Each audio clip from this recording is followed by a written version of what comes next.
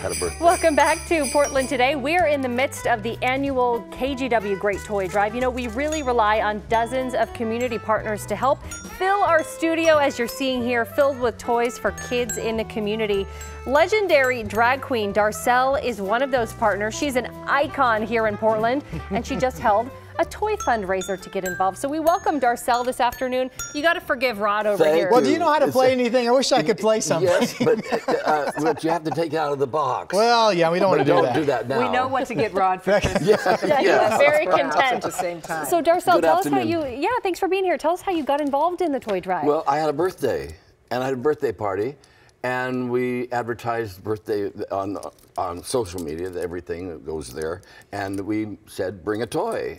And we had a couple hundred toys, and we couldn't get all the people in, so we walked down the outside, and it was about 200 people outside, and they gave us the toys anyway, and we offered them free tickets to Darcelle's if they. So outside the club. Outside the club. Folks lined up. Inside the club, we some people got a show. Yeah, some didn't, but you still got all the toys. They got a show in there, but they got a show. I gave them a show down the street. I bet you did. I do well on the street. You show up on the sidewalk and it's a show. I've been on 3rd Avenue for 50 years. You know I know how to handle 3rd Avenue. Hey, another thing happening this holiday season, so cool. The Pittock Mansion decorates all its room for the holidays, and there's a Darcelle room. I know, it's right next to Bud Clark's. Oh, really? Couldn't beat that one. That's pretty cool. Yes, it's wonderful. They don't usually do. It's a little smoking room. It's like I thought it maybe it'd be a hall or a closet or maybe in the restroom, but it was. It was right there. It was gorgeous. They did a beautiful job. Wow. So they took what from your collection to decorate? They took my step-down gown when I was Empress of Portland in '74. They took pictures and memorabilia from all over the house. I can see I've got walls now.